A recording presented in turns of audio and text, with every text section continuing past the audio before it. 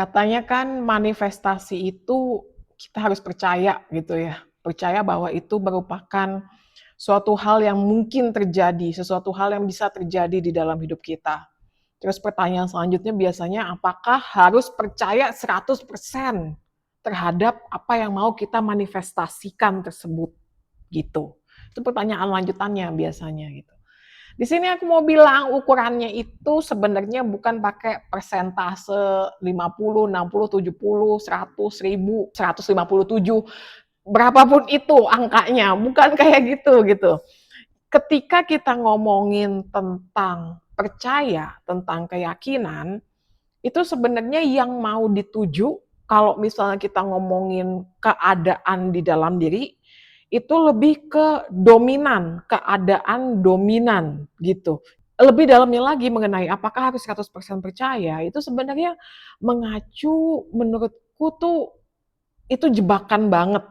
Jebakan untuk kayak kita tuh harus sempurna gitu loh. Kayak ada satu papan nilai, kayak ada satu scoreboard gitu yang dipegang sama semesta. Nih anak misalnya Nia, keyakinan 100% centang akan termanifest. Nggak kayak begitu gitu, nggak. Bahkan scoreboardnya pun kagak ada gitu, bahkan papan nilainya pun nggak ada gitu. Ini sebenarnya lebih buat kitanya sih. Bahkan ketika aku bilang tentang keyakinan harus dominan, keyakinan kita sebaiknya dominan, itu lebih ke buat ke kitanya. Lebih buat ke kitanya dalam menjalani proses manifestasi sehari-hari. Biar kita nggak dikit-dikit ngereok, biar kita nggak dikit-dikit sabotase sendiri, biar kita nggak dikit-dikit khawatir tentang apa yang mau kita manifestasikan gitu. Jadi kalaupun kamu butuh kayak suatu acuan tentang ini tuh gimana sih mengenai keyakinan itu ngelihatnya, lihat aja secara dominan itu kamu ke arah mana. Dominan itu ukurannya adalah ketika kamu membayangkan tentang apa yang mau kamu manifest di keseharian kamu ya, bukan pas lagi ngelakuin teknik, itu cenderungnya dia mendarat di akhir seperti apa. Atau pikiran-pikiranmu yang berkaitan dengan apapun itu yang kamu mau manifest, itu cenderungnya berakhir dengan pikiran seperti apa. Itu cenderungnya mendarat di ujung, berakhir dengan pikiran seperti apa, berakhir dengan bayangan seperti apa, berakhir dengan imajinasi seperti apa.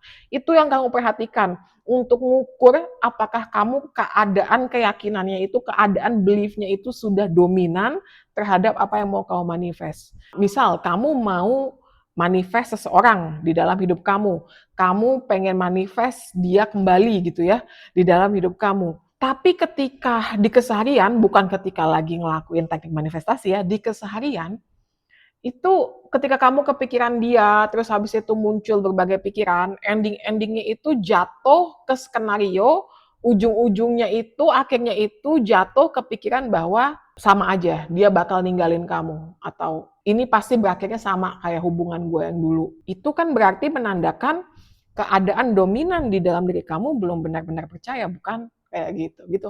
Jadi dilihatnya itu adalah kalau mau ngukur tentang ini buat yang mau-mau aja ngukur tentang gimana sih keadaan diri gue di dalam, keyakinan gue itu udah dominan apa belum, lihat dari yang di keseharian, bukan cuma yang di visualisasi atau yang diskriptingkan atau yang diafirmasikan, tapi yang secara otomatis gitu. Itu ukuran sebenarnya apakah keadaan internal kamu itu sudah stabil ke arah yang kamu mau, identitas kamu itu udah stabil di jalur realitas yang kamu mau atau belum.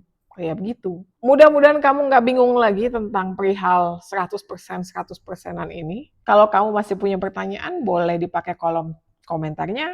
Kita ketemu lagi di video selanjutnya. Bye-bye.